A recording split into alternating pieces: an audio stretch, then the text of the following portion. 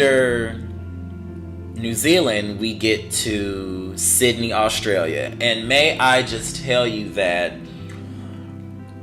I think it really hit me when we were performing at the Sydney Opera House. And I was just sitting there on stage while she was singing the end of Didn't You Know? And I'm just like, wow, like I really am here. Like this is crazy. Like this is the farthest away from home I've ever been. And I can't even deal right now. Like I need a moment.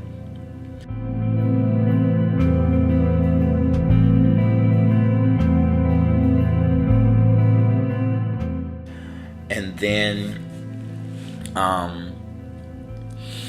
I have to say, like, the children, it is wild and crazy kids in Sydney, Australia, because for me to go to a club, first of all, it costs $25 to get in. And anytime something like that comes in my presence, I'm like, you know what? I'm here, or I'm there, or I'm on this continent, or I'm in this country, so whatever, pay it. But I wasn't even in the club 5 minutes and somebody offered me ecstasy.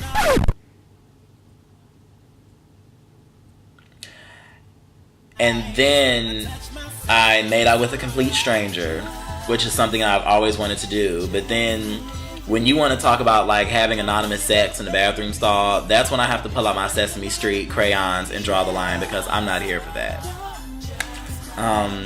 Fell in love on the dance floor.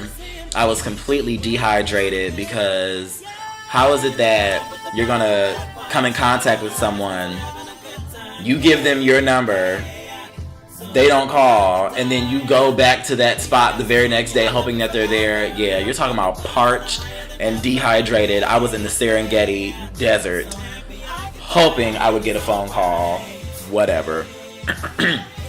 Then we leave Sydney and we go to Melbourne. Melbourne wore me the entire fuck out.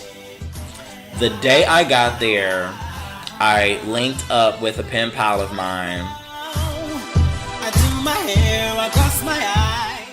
He took me all over the place. Like, he took me to the Eureka Sky Deck 88, which is like the tallest building in Australia. That's what I was told. If it's a lie, then get him together. Just give in. Don't give up, baby. Open up your heart and your mind. Just know when. And then the next day, we had our gig and stuff like that, and the crowd in Melbourne was marvelous. Then the very next day, we had an off day in Melbourne, Australia. I went skydiving.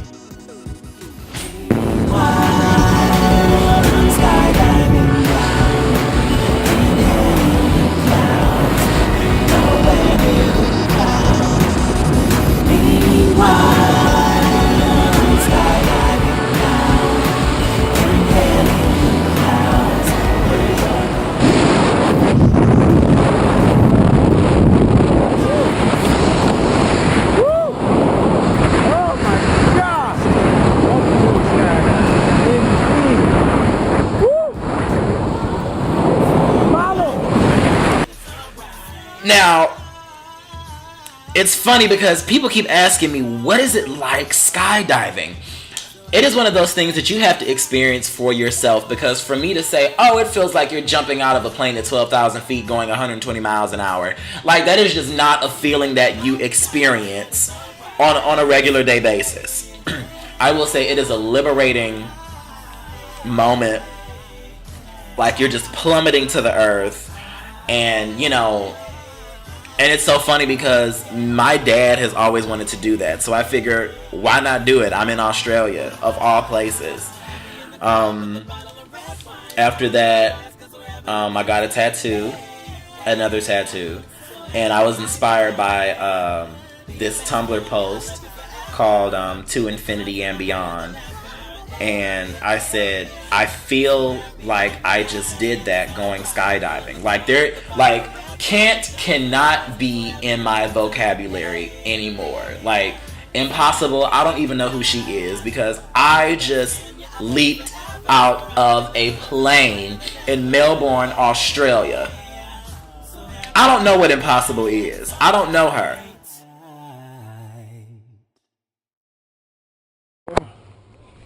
All right, brother, what's going on today? Nothing much.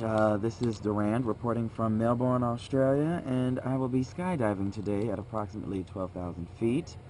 And, yeah, sincerely signed, my white side. All right, man, we're gonna have a great time. Cool. I'll see you 200 miles per, 120 miles per hour, 2 miles high. Yep. Now,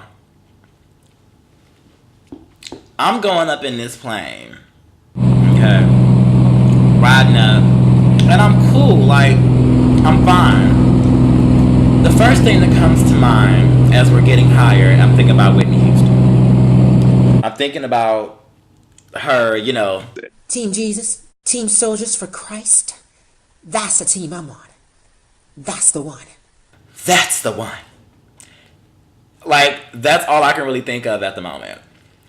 And I start laughing. And then the little aircraft that we're in, all I could think of was, you know how in those little cartoons where you hear that little sputtering sound, kind of like something like this.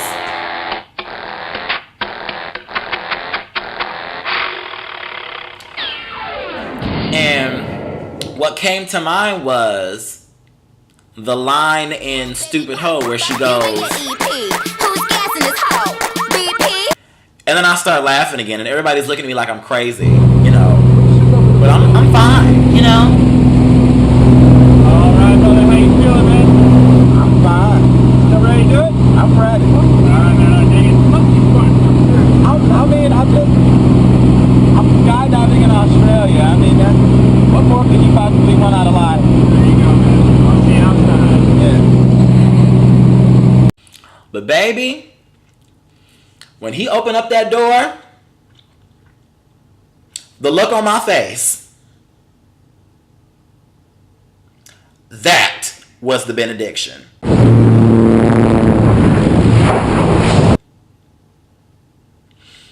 And falling down that fast and having my mouth open was not exactly a good combination because you have all that wind going. I'm trying to breathe and I looked like I was having contractions. But once I started breathing through my nose and I adjusted my head differently, then I was cool. But I'd do it again. I would.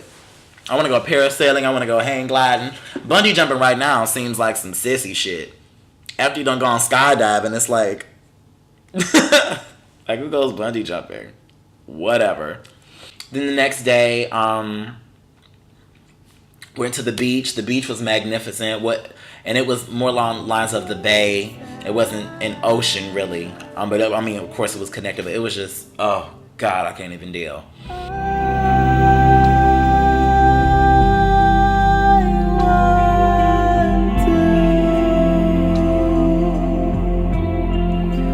Dance to beach house with you.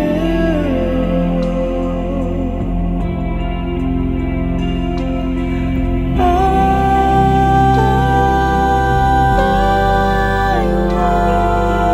to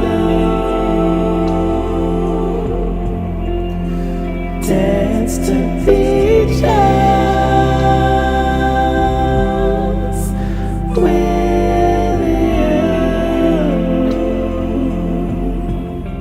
And then we went to Perth, Australia, which was our last stop in Australia. And Perth was really pretty, but the night scene in Perth, baby, there was this strip of just clubs and cafes and restaurants, Nando's,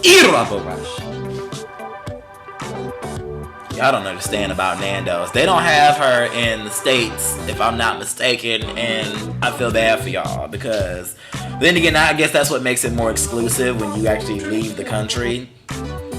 But they have people in the streets playing drums and dancing and belligerence and debauchery and just fun, just folks just kicking it, and just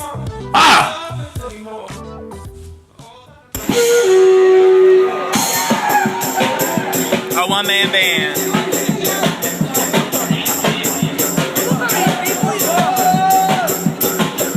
They are having their own little club over here, and I don't blame them.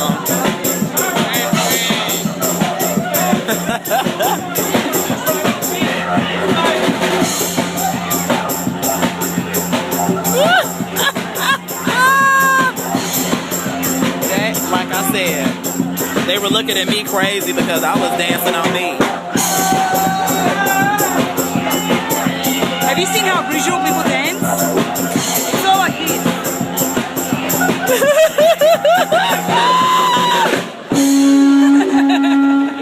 Yes!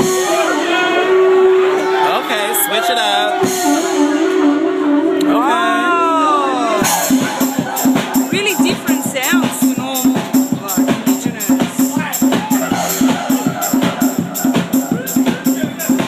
Yes, come on now for this party outside of Nav. Ooh. I know that's right. Marvelous. Now, wasn't that interesting? Interesting. What is this club? The Paramount? And this looks like a roller coaster line to get in this club. And then there's a line to be in line for the club.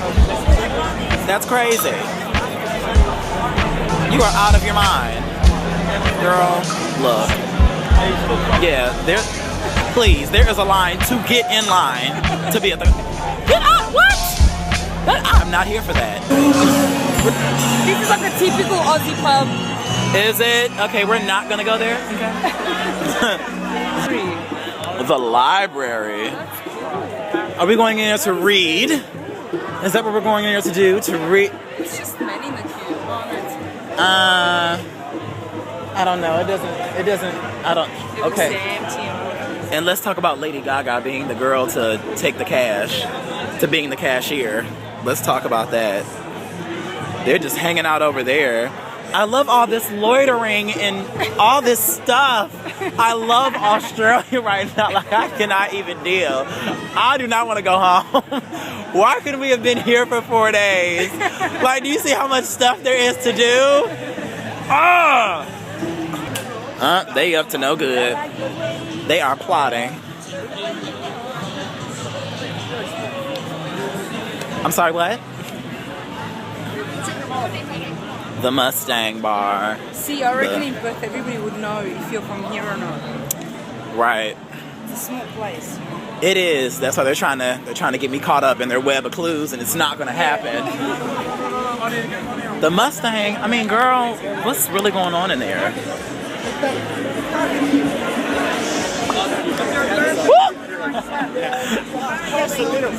Folks are just so bold in this place. Waving their hand all in front of my camera. Right, all this stuff, like, really? Oh, just because I got my light on? Sam. You know I hate it.